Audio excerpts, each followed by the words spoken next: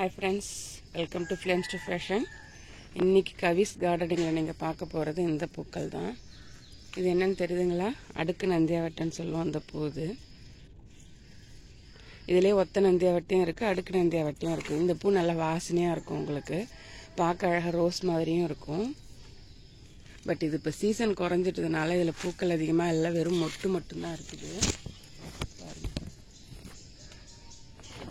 இந்த செடி வந்து ரொம்ப பெரிய செடி, மரமாக வளர்ந்துருக்க செடி இது.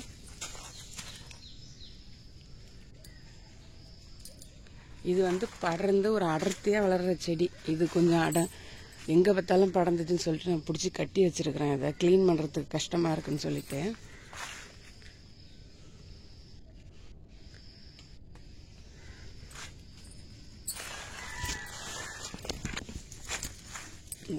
பாருங்கள், ஓகேங்களா?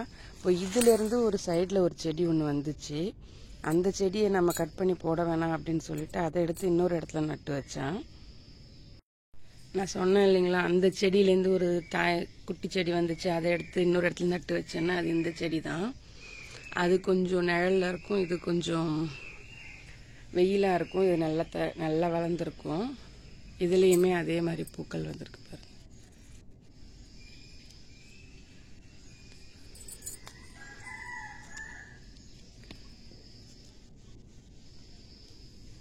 தெரியுதுங்களா?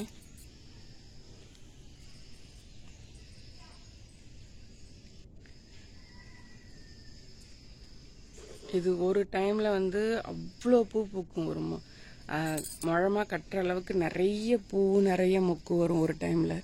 இப்போ சீசன் குறைஞ்சி போச்சா என்னன்னு எனக்கு தெரியல. இப்போ பூ வந்து ரொம்ப கம்மியாக தான் பூத்துட்ருக்குது இதில். ஓகே, இது வந்து அடுக்கு நந்தியாவட்டைன்னு சொல்கிறது. இது நம்ம பார்த்துட்டோம். இதில் இன்னொரு வகை இருக்குது, ஒத்த நந்தியாவட்டை. அதையும் பார்க்கலாம்.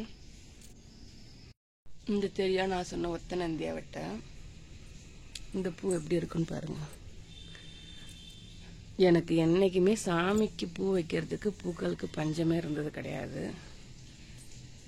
இந்த செடி வந்து உங்களுக்கு மரமாக வளரும். தெரியுதுங்களா எவ்வளோ பூ இருக்குன்ட்டு? இதை நான் மாலையாகவும் கட்டலாம், இல்லை ஊசி வச்சும் கோத்துக்கலாம். இது வந்து முக்கியமாக முருகனுக்கு வந்து ரொம்ப பிடிச்ச பூ அப்படின்னு சொல்லுவாங்க. அதனால தான் இந்த செடியை வந்து நான் ரொம்ப விடாமல் வளர்த்துட்ருக்குறேன்.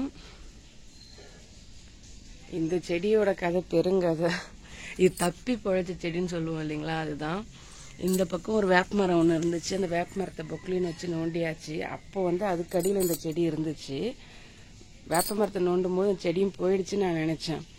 திரும்ப அப்புறம் சமப்படுத்திட்டு மண்ணெல்லாம் கொட்டிட்டு இதுன்னும் போது திரும்ப துளிர் மேலே வந்துச்சு. அப்போ பார்த்தாக்க இந்த செடியோடைய வேர் வந்து அடியில் இருந்துருக்குது அப்படி. அதுக்கப்புறம் தண்ணி ஊற்ற அது இந்த அளவுக்கு மரமாக வளர்ந்துருச்சு. நான் இந்த செடி போச்சுன்னு நினச்சேன்.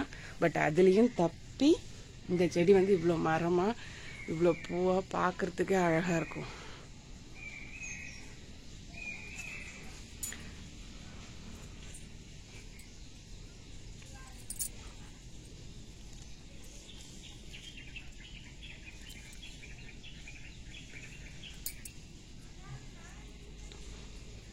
ஓகேங்களா? இவ்வளோ இருக்குது பாருங்கள் பூ. காலை நேரத்தில் எழுந்து வந்தது முதல்ல இந்த செடியெல்லாம் முழிப்பேன். பார்க்கவே அவ்வளோ ஆசையாக இருக்கும், ஃப்ரெஷ்ஷாகவும் தோணும் நமக்கு. இந்த செடி உங்கள்கிட்ட இருந்ததுன்னா எனக்கு கமெண்ட் பண்ணுங்கள். அண்ட் தேங்க்ஸ் ஃபார் வாட்சிங்.